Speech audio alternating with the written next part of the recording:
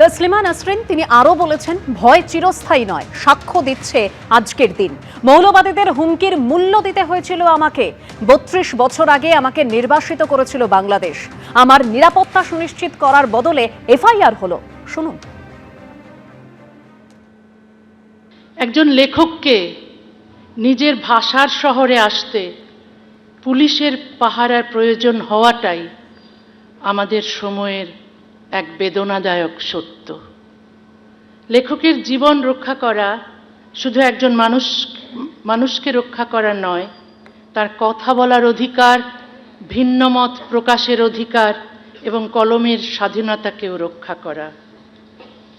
আমি এমন একটা দিনের স্বপ্ন দেখি যেদিন কোনো লেখককে তার লেখার জন্য পুলিশের পাহারায় চলতে হবে না, কোনো মুক্ত চিন্তককে সত্য উচ্চারণের অপরাধে দেশ ত্যাগ করতে হবে না। আমার নিরাপত্তার দায়িত্ব নেওয়ার জন্য মাননীয় মুখ্যমন্ত্রী ও পশ্চিমবঙ্গ সরকারের প্রতি আমি আন্তরিকভাবে আবারও কৃতজ্ঞ। কৃতজ্ঞতা আনুগত্যের চুক্তি নয়, কৃতজ্ঞতার বিনিময়ে আমি আমার স্বাধীন চিন্তাকে বন্ধক দিই না।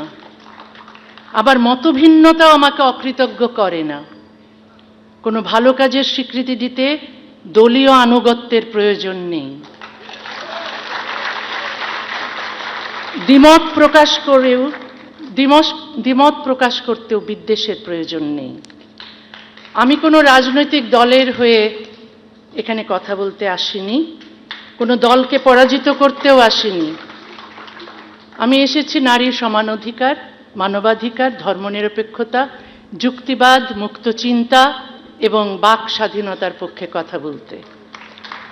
আজকের দিনটি সাক্ষ্য দিচ্ছে, ভয় চিরস্থায়ী নয়, নিষেধাজ্ঞা চিরস্থায়ী নয়, বন্ধ দরজাও চিরকাল বন্ধ থাকে না।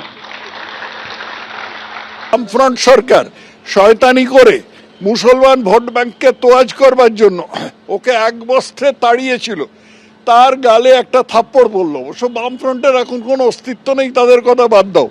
কিন্তু যেটা হয়েছে আজকে সেটা হচ্ছে যে তসলিমার প্রতি যে অবিচারটা, যে নোংরামিটা করা হয়েছিল, বামফ্রন্ট করেছিল এবং তারপরে তাদের মেধাবী ছাত্রী মমতা করেছিল, সেটার আজকে কিছুটা হলো প্রায়শ্চিত্ত করা হলো। বামেরা চক্রান্ত করে তো তাড়িয়েছিল, আপনি 2006টা দেখুন না। আজকে সেই লজ্জার মুক্তি ঘটেছে এবং সেই লজ্জা থেকে আমরা কিন্তু অনেকটাই মুক্ত হয়েছে আজকে। তার জন্যে যারা আয়োজক তাদের ধন্যবাদ, পশ্চিমবঙ্গ সরকারকে অনেক বেশি ধন্যবাদ, কারণ তারা সিকিউরিটি দিয়েছেন। মুখ্যমন্ত্রী বলেই গেছেন এখানে তার নিরাপত্তার দায়িত্ব সরকার নিচ্ছে, তিনি কোনোভাবেই এখানে অনিরাপদ বোধ করবেন না। এইটা অবশ্যই একটা বার্তা সেই সমস্ত ক্রিমিনালদের প্রতি যারা মনে করে যে মুক্ত সমাজটা ওদের খুব খারাপ লাগে, তারা কবির কলম কেড়ে নিতে চায়, একজন মহিলা কবিকে এইভাবে অসম্মান করতে চায়, তাদের প্রতি কড়া বার্তা গেছে। আজকে উৎসব আকারে সেলিব্রেট করলাম যে মত প্রকাশের জয় হলো। আমাদের প্রিয় লেখিকা যেমন ফিরে এলেন, তেমনি সঙ্গে সঙ্গে একটি বার্তাও আমরা দিতে পারলাম যে কোনো কিছু দীর্ঘদিন ঠেকিয়ে রাখা যায় না। তুমি মানুষের কণ্ঠকে রোধ করতে পারো কিছুদিনের জন্য, অল্প দিনের জন্য, কিন্তু চিরকালের জন্য নয়। এবিপি আনন্দ এগিয়ে থাকে, এগিয়ে রাখে।